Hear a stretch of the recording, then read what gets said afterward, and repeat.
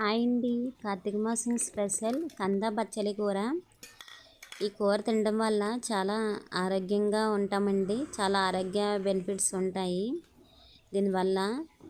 అందుకని మనం ఈ కార్తీక మాసంలో ఈ కూర తప్పకుండా ట్రై చేయండి ప్రతి ఒక్కరని. సో ఎలా చేసుకోవాలో చూద్దాము.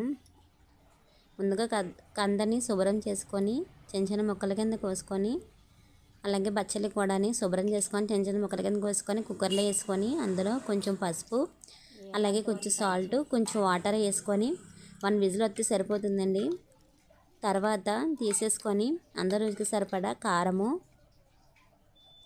అలాగే కొంచెం సాల్టు, నెక్స్ట్ నిమ్మ సైజ్ అంత చింతపండు తీసుకొని అది కొంచెం రసం తీసుకొని అందులో వేసుకోవాలి. ఇవంతా ఒకసారి మళ్ళీ పొయ్యి మీద పెట్టి కొంచెం ఉడకనివ్వాలి. ఉడికాక కాస్త దగ్గరికి అవే వరకు కొంచెం ఉడకనిచ్చి ఆ తర్వాత తాలింపు వేసుకోవాలండి. తాలింపు కోసం ముందుగా పెనంపై ఆయిల్ వేసుకొని అందులో కొంచెం పోపు దినుసులు, కరివేపాకు, కొంచెం అల్లం వేసుకుంటే బాగుంటుందండి. అలాగే కొంచెం ఇంగు కూడా ఉంటే వేసుకుంటే బాగుంటుంది. ఇంగువ వేసుకొని తాలింపు వేసుకొని ఒక మంట కొంచెం ఉడకనిస్తే సరిపోతుంది. తాలింపు వేసుకొని ఆ తర్వాత అది పూర్తిగా చల్లారాక ఆవపిండి, ఆవాలు పొడికిని చేసుకొని ఆవపిండి కలుపుకోవాలండి. చాలా అంటే చాలా బాగా కుదిరింది. మీరు కూడా ఒకసారి ట్రై చేయండి.